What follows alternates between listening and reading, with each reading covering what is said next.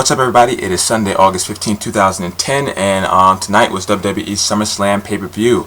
Before we get started, thank you to all my subscribers. If you haven't done so already, go ahead and click the subscribe button up there. Follow me on Twitter, link down there. Also down there is the link to my other channel. Go ahead and subscribe to that. I thank you. And so how did it turn out? I gotta say, not too good.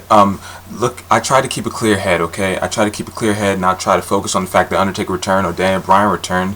And I gotta say, the crowd did a good job of trying to make the pay-per-view better than it actually was. But I'm saying that the wrestling wasn't too good. It wasn't too good. The matches weren't too good. The first match alone ended in disqualification by Nexus, where there was no reason for it to end that way. And so some parts were definitely disappointing, but it wasn't a terrible pay-per-view by any stretch of the imagination. Just not SummerSlam caliber. Let's begin with the first match of the night. We had Kofi Kingston versus Dolph Ziggler for the Intercontinental Championship. The match was going pretty good. These guys have had great matches on SmackDown, so we weren't expecting much less from them at SummerSlam. Unfortunately, it wasn't able to finish as Nexus interfered in the matchup. So it ended in no contest. Dolph Ziggler retains. They cut a promo basically saying that they're going to destroy Team WWE. That's what they said in a nutshell. Next match of the night was for the Divas title. It was Melina versus Alicia Fox. Melina's hometown crowd was hot tonight, as I said. And Melina ended up picking up the win, beating Alicia Fox in a competent Divas matchup. After the matchup, Melina got a little teary-eyed. Out comes Lay Cool, to interfere, and they just beat down Melina. And maybe we might be seeing a little cross feud between the Divas on Raw and SmackDown.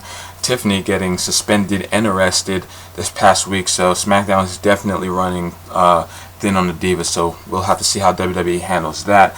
Third match tonight, SES Straight Edge Society versus The Big Show. Wasn't expecting much from this matchup. It turned out a little better than I expected, but it wasn't good by any stretch of the imagination. Big Show picks up the win as he chokeslams Joey Mercury on top of Luke Gallows, and CM Punk and Serena, they hightailed it out of there. So Big Show pinned both of them.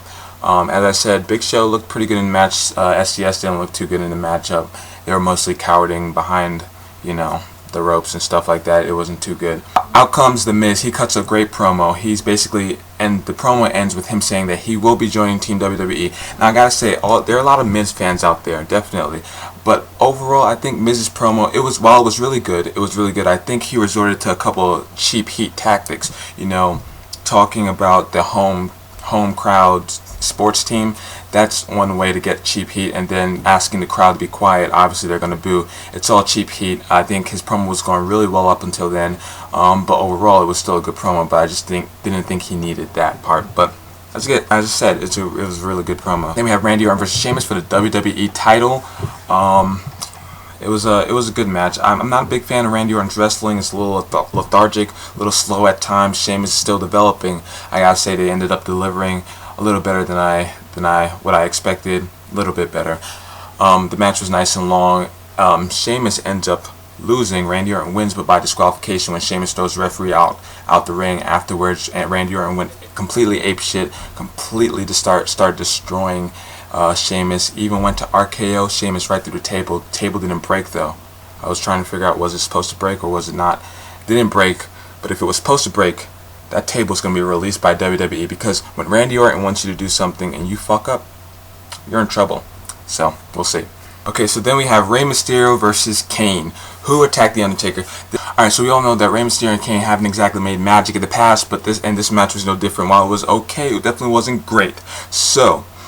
But of course, the main attraction that everybody knew was going to happen, you really didn't have to read spoiler sites to know, with the way they were building it up, that Undertaker was going to return, and that's exactly what happened. Kane ended up picking up the win, was going to stuff Rey Mysterio inside the casket.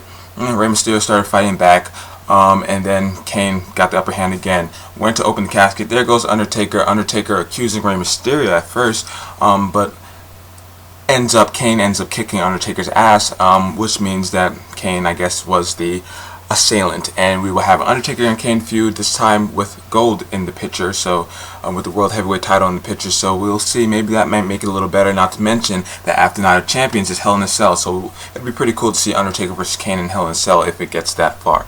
Alright, I'm trying to get through this as quick as possible. The main event of the night is the 7-on-7 matchup, Team WWE versus Team Nexus, and Nexus comes out comes Team WWE one by one, and the seventh person, Miz, comes out. He said he was going to help WWE out. John Cena turns around and says, nah, you wait, you took too long. And the 7th member of Team WWE is Daniel freaking Bryan. So there you go. Daniel Bryan returns. I mean, that's one of the people who I thought would return and become a 7th member. So I got that prediction right. One of the few that I actually got right. And I knew this was a good and bad thing because, you know, Daniel Bryan returning. I mean, it's Daniel freaking Bryan. But on the bad side, once Daniel Bryan comes into the mix, we have Michael Cole getting all kinds of unbearable. And you know that's the truth when Matt Striker becomes the voice of reason throughout much of the match, because Michael Cole was just ridiculous tonight with Daniel Bryan. Alright, so let's go through the order of elimination by succession. We had Darren Young. He lost immediately by Daniel Bryan via submission. Michael Tarver got eliminated. John Morrison got eliminated. R-Truth got eliminated by clothesline, I believe, by Skip Sheffield.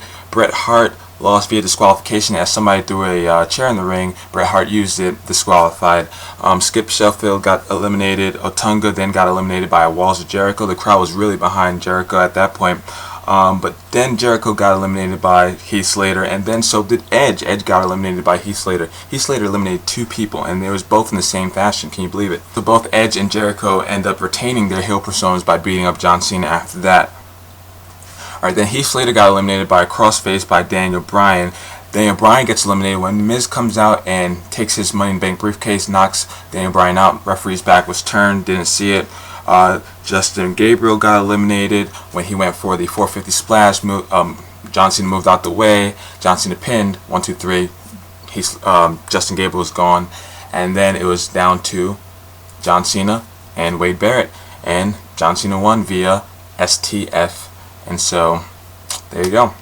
That's how the match ended. And as I said in the beginning, this match came off pretty well. I actually sat down and was invested in it the whole time, so that's kudos to WWE. I'm not a big fan of elimination tag matches, but I thought this was pretty good. Alright, so overall, as I said, this was a little disappointing for a SummerSlam pay-per-view. The matches weren't that great, but as a whole, I mean, you can't complain when you get Undertaker coming back, you get Daniel Bryan coming back, the hot crowd in Los Angeles. It was an excellent crowd in Los Angeles. Whenever they go to New York or Los Angeles, you know it's going to be a great crowd, so kudos to them, and I thought they really enhanced the pay-per-view, made it feel better than maybe it actually was. Who knows? So if you guys had a chance to see it, go ahead and tell me in the comment section below down there what you thought about the pay-per-view and what you thought about some of the outcomes. Thanks for watching again, guys. Don't forget to thumbs up and subscribe. Peace out.